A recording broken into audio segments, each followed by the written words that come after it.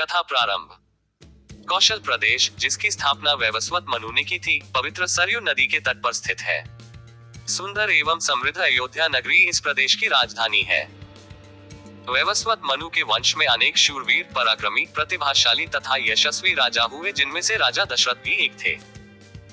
राजा दशरथ वेदों के मर्मज्ञ, धर्मप्राण, दयालु, रणकुशल और प्रजापालक थे।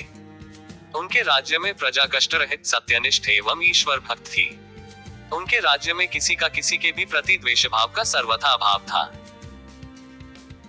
एक दिन दर्पण में अपने कृष्णवर्ण केशों के मध्य एक श्वेत रंग के केश को देखकर महाराज दशरथ विचार करने लगे कि अब मेरे यौवन के दिनों का अंत निकट है और अब तक मैं निसंतान हूँ। मेरा वंश आगे कैसे बढ़ेगा तथा किसी उत्तराधिकारी के अभाव में राज्य का क्या होगा। इस प्रकार विचार करके उन्होंने पुत्र प्राप्ति हेतु पुत्रयष्ठी यज्ञ करने का संकल्प किया।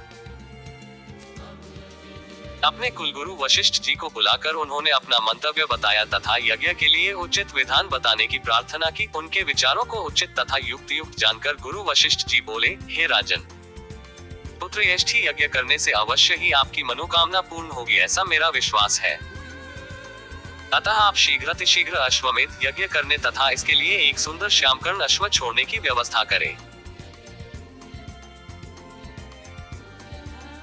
गुरु वशिष्ठ की मंत्रणा के अनुसार शीघ्र ही महाराज दशरथ ने सरयू नदी के उत्तरी तट पर सुसज्जित एवं अत्यंत मनोरम यज्ञशाला का निर्माण करवाया तथा मंत्रियों और सेवकों को सारी व्यवस्था करने की आज्ञा देकर महाराज दशरथ ने रनिवास में जाकर अपनी तीनों रानियों कौशल्या, कैकेयी और सुमित्रा को यह शुभ समाचार सुनाया।